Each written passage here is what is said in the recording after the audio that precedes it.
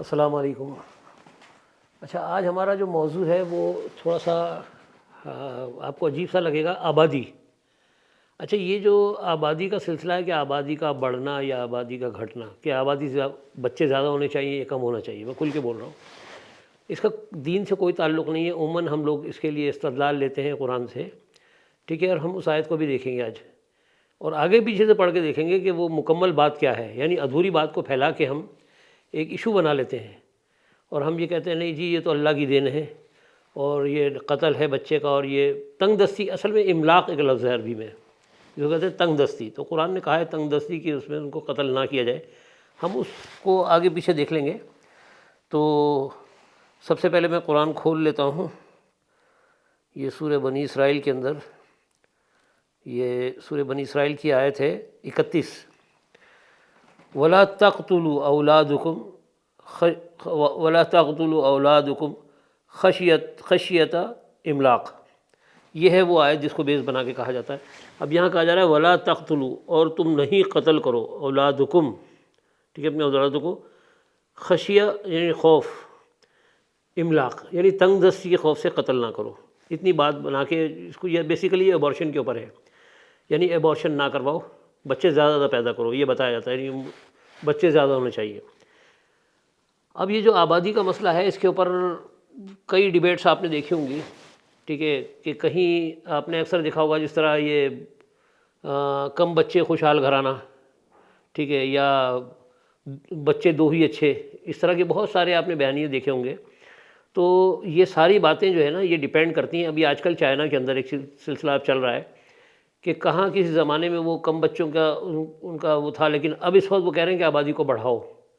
یعنی ڈیپینڈ کرتا ہے ضرورت پہ۔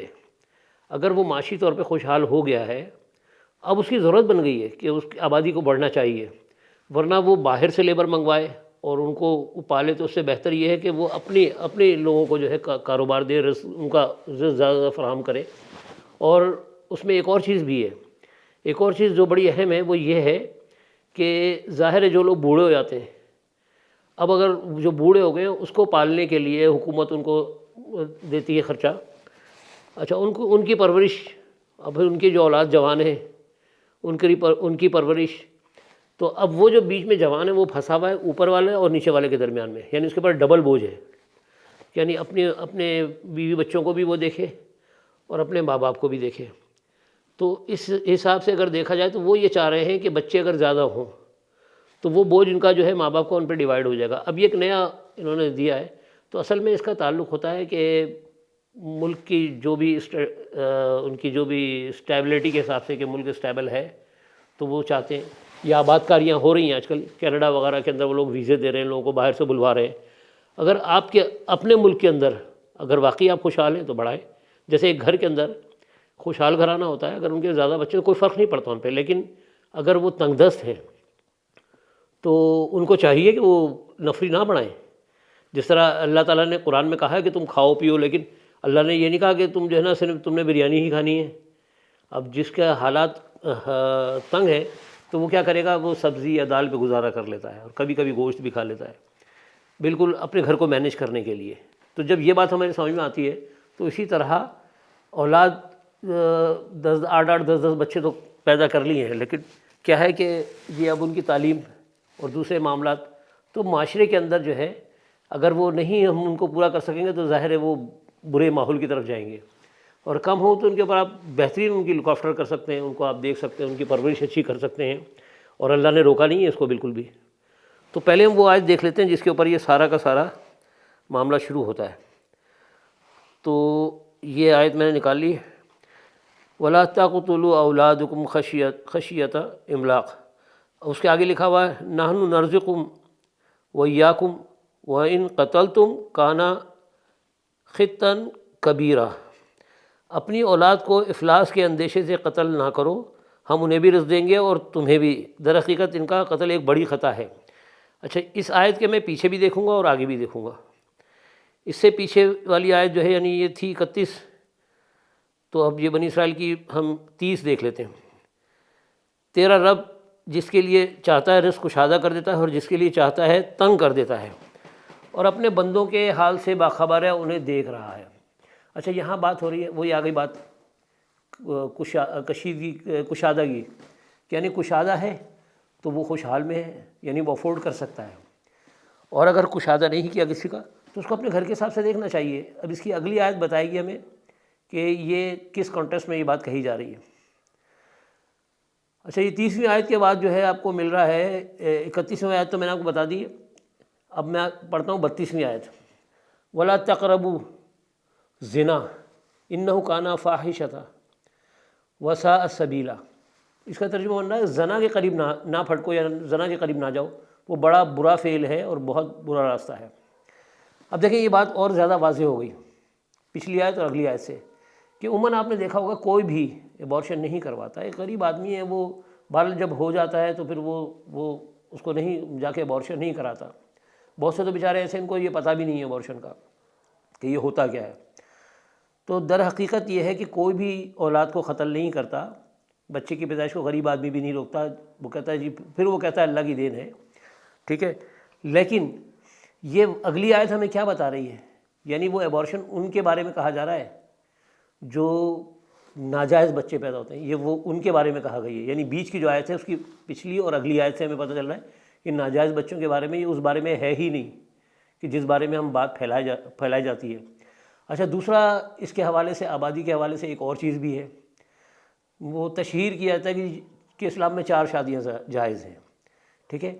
اب یہ کہہ تو دیتے ہیں 4 شادیاں جائز ہیں، اس کا تعلق بھی اسی سے ہے کہ آپ کی حیثیت سے ہے کہ آپ افورڈ کر سکتے ہیں یا نہیں، ٹھیک ہے۔ جو شخص ایک افورڈ نہیں کر سکتا آپ اس کے پیچھے پڑے ہوئے کہ جی اسلام میں تو 4 شادیاں جائز ہیں، اب اس کو بات کو پھیلا رہے ہیں، اس کے اوپر تو خیر ہم الگ پروگرام کر لیں گے ورنہ بہت لمبا ہو جائے گا یہ۔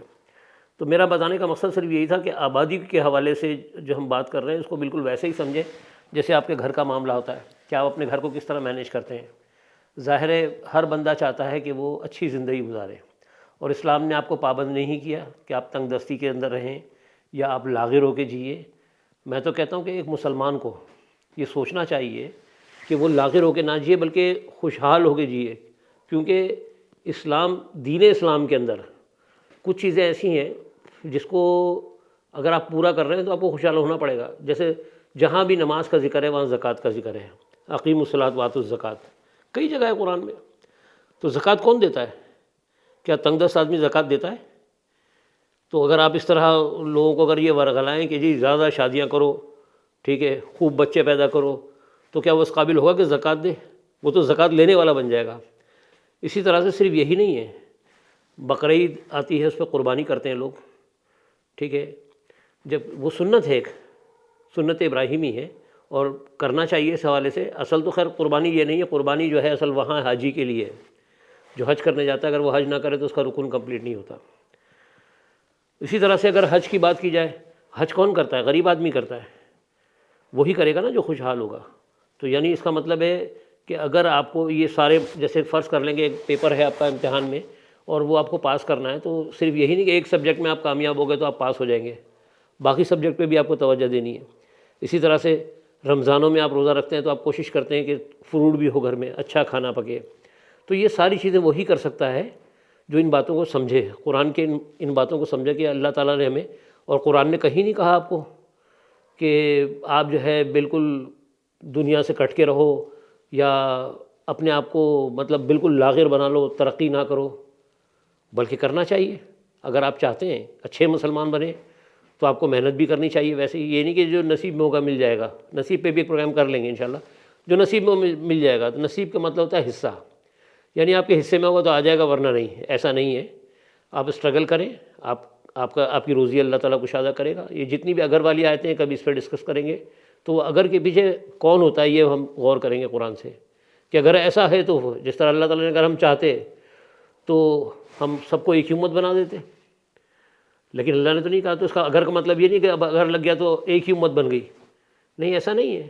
ہمیں کوشش کرنا ہے اور وہ ان باتوں کو سمجھنا ہے، اور یہ اس طرح کی باتیں دین کے اندر بطور مذہب پھیلائی جاتی ہیں، تو اس سے کوشش کریں کہ دین کو دین ہی رکھیں اور اس حساب سے سمجھیں، اس پیراہے میں سمجھیں جس طرح قرآن نے کہا ہے۔ اور کسی بھی آیت کو، بلکہ کچھ میرے پروگرام میں کمنٹس ہیں، ان کا جواب مجھے دینا ہے بھی، اب کیونکہ میں چاہ رہا ہوں تھوڑے سے اکٹھے جواب دینے کے لیے اکٹھا ہو جائے کچھ، تو اس کے ساتھ ایک ساتھ جواب دے دیا جائے۔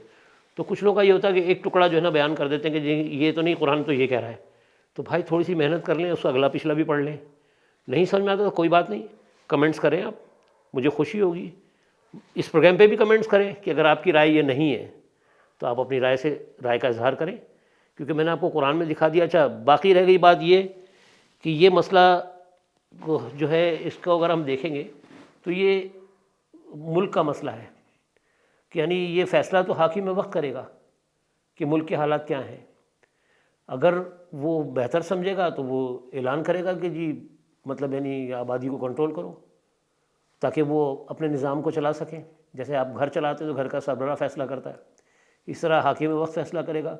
اور اگر وہ سمجھتا ہے کہ نہیں اب ہمیں آبادی بڑھانی ہے، آباد کاریاں کرنی ہیں، نئے علاقے بنانے ہیں، ویسے بھی اب شہر بڑھتا ہی جا رہا ہے تو نئے علاقے بنتے رہتے ہیں. آپ نے دیکھا ہوگا کہ کہیں جاتے ہیں تو پتہ چلا یہ علاقہ تو نہیں تھا، یہ کہاں سے آ گیا جی، تو پتہ چلا نئی آبادی ہے یہ. تو یہ تو بڑھتی رہے گی اور یہ گھٹتی رہے گی، یہ سلسلہ جو ہے یہ چلتے رہیں گے، یہ اللہ کا ایک نظام ہے. لیکن ہرگز ہم نے بالکل کاہل ہو کے نہیں بیٹھ جانا، ان باتوں پہ غور کرنا ہے اور حقیقت کے قریب آنا ہے. اور قرآن نے مطلب کہیں بھی فطرت سے ہٹ کے بات نہیں کی ہے. یہ ہمارا اپنا قیاس ہوتا ہے، ہم لڑا رہے ہوتے ہیں کچھ آیتیں نکال کے اور اس کے بعد ہم لوگوں کو تبلیغ کرتے پھرتے ہیں، نہیں جی دیکھیں قرآن تو یہ کہہ رہا ہے بچے زیادہ ہونا چاہیے، ایسا ہونا چاہیے، بس ایسا کچھ نہیں ہے. یہ فیصلہ جو ہے وقت کی ضرورت کے حساب سے ہوگا. چلیں جزاک اللہ، اپنا خیال رکھیے گا. السلام علیکم.